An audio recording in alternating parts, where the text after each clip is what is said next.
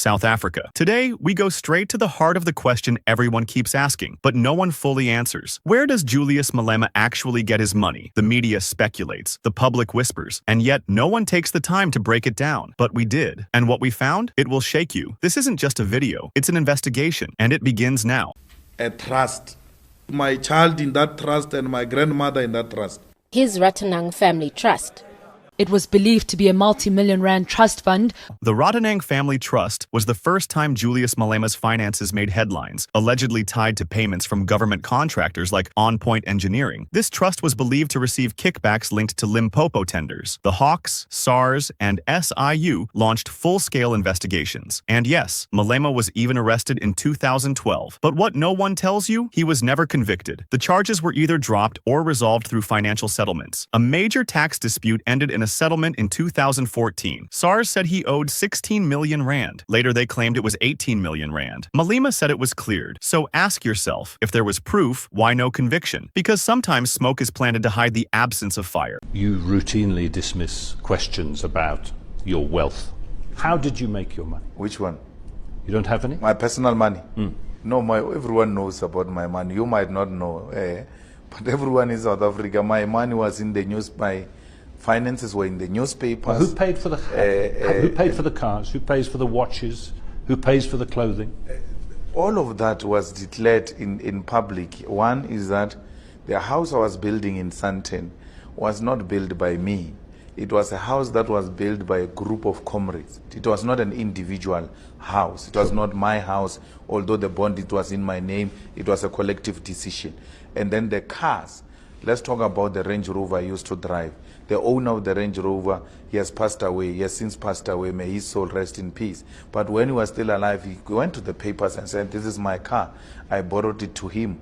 I treat him like my son. I'm supporting him. Let's talk numbers. In 2015, Malema was clear he's paid by Parliament, and the salary of an MP isn't a secret. In 2016, his gross annual salary was 1,222,000 rand, roughly 101,900 rand per month. In 2024, it rose to 1,507,000 rand per year, or about 125,600 rand per month. Sounds like a lot? Sure, until deductions hit. 25% income tax, 15% pension contributions, UIF, medical aid, and MP levies. Take home, often between 45,000 to 60,000 rand per month. Malema said this live on radio, and still people claim it's a lie, but it matches treasury records, public documentation. So why does the public pretend his money is untraceable? Because some people want the idea of corruption more than they want the truth. And the Commander-in-Chief? Mine is a public, information. I'm paid by Parliament. Yeah, so you can Google how much Parliament pays members of Parliament. So it's more than 20 G's though? Yeah, it's more than 40,000. And you still have to pay tax. That's another issue. No. Actually, the salary of members of Parliament is 80,000 plus. And then what goes into your account is almost half of that, because Parliament takes half pension funds and all that, because they know you are likely not to come back after 5 years. Yeah. So they're saving that part for you. And then the rest goes to the tax issues and all those type of things. Now, it's a public information. It's there. It's not Commander-in-Chief alone. It's all members of Parliament. Of course, I'm giving you the amount that relates to me because I'm paid at the level of a party leader. So it might be different from an ordinary member of Parliament who is not a party leader. Actually, it might be less than that. This is the part they want to scandalize. The house, the clothes, the Range Rover. But let's dissect it. The Sandton home, not built by Malema alone. A collective of EFF comrades contributed. Yes, the bond was in his name, but that doesn't mean the money was. The Range Rover? Borrowed from a family friend who went public to confirm it. Still, the media twisted this into a narrative of secret wealth. Why? Because they don't understand black collectivism. In liberation politics, comrades support each other. It's not criminal, it's cultural. But to those invested in criminalizing black success, this support system looks suspicious. And Malema, he refuses to apologize for it. No leader of the EFF received a VBS money. No EFF received a VBS money.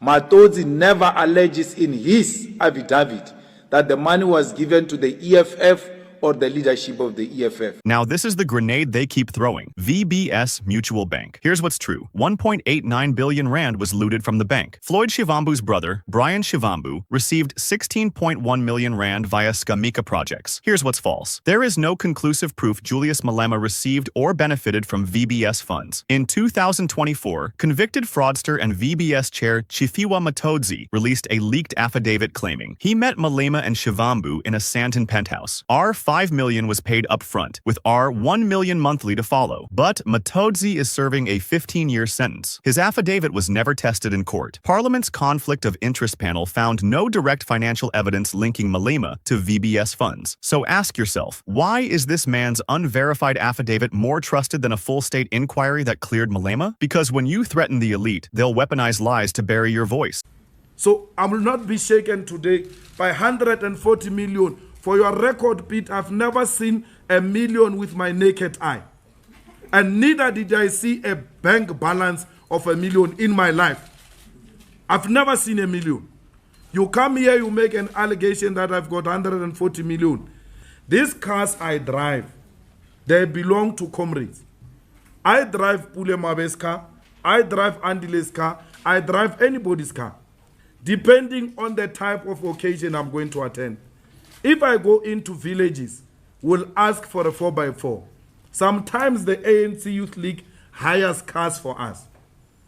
And at times, I arrive with people in events. I can drive with SG.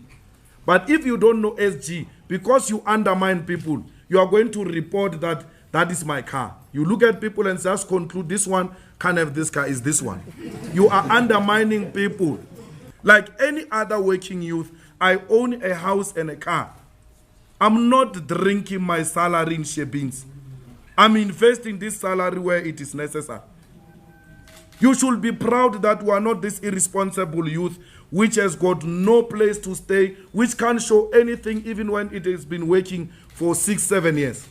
This is one of the most emotional and revealing clips in Malema'S history. They accused him of controlling 140 million rand. His response? He had never even seen a million rand balance. The cars he used? Borrowed from friends like Pool Mabe and Andile Lungisa. Sometimes the Youth League even rented cars for events. He wasn't hiding anything. He was calling out classist double standards. They see a young black man in a nice car and shout, corruption. But when white billionaires do it, they call it ambition. Malema was clear. I invest my salary. I don't blow it in shebeens. But no one reported that part, because it didn't feed the narrative. Parliament salary, fully disclosed, taxed, publicly available. Comrade support, homes, cars, campaign backing. This is common in political movements. Ratanang Family Trust. Yes, it received funds. Yes, it was investigated, but no legal conviction. Not VBS. He was named. He was targeted, but he was never proven guilty. But this is bigger than Malema. This is about the deliberate criminalization of radical black leadership. It's about how Julius Malema is grilled more than billionaires who bribe politicians through offshore accounts. It's about how black leaders are expected to be poor or be presumed thieves. It's about how the media uses half-truths and innuendo to discredit those who threaten the status quo, because Malema stands for economic justice. He calls out white monopoly capital. He exposes the hypocrisy of the ANCDAGNU